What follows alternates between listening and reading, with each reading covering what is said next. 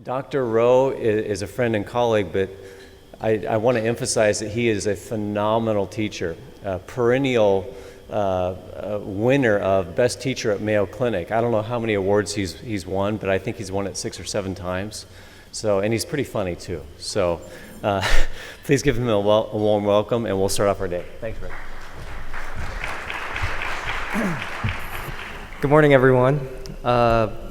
Before we start this mystical journey into the universe of the spine, I just wanted to point out the different working parts of this module.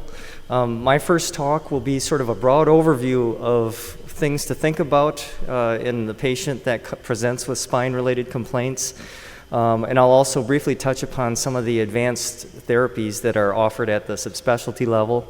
And then following that will be Dr. Laskowski talking about the physical exam, going through the finer points of that. That's an outstanding presentation. I think you'll enjoy that a lot.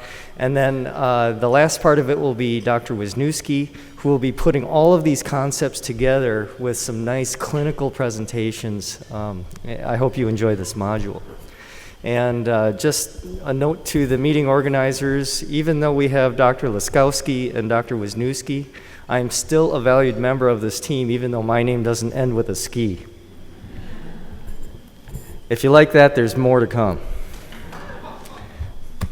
So, I have nothing to disclose. So 87% of adults have a history of back pain. 13% don't use computers. I think that there is definitely some relevance here. Interestingly, if you look through the history of I guess, industry and electronics, back in the 1970s, I think the most common workplace injuries were like rotator cuffs and basically osteoarthritis of knees and hips.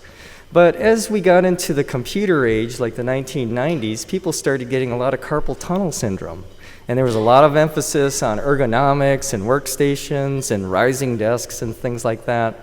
And now with portable electronics, people are just crouching like this picture. It's just terrible. I've spoken to many of my patients that present with neck and upper thoracic pain about this very problem. And I just jokingly said, yeah, and this is electronic spine. And they paused and they said, is that an app? And I said, no, it's not. But anyway, unfortunately, this problem is not only affecting adults, but it's also affecting the next generation. And I have a feeling that their issues are going to be even more compounded than what we're seeing in adults right now. On that cheery note, let's go to the next slide. So the general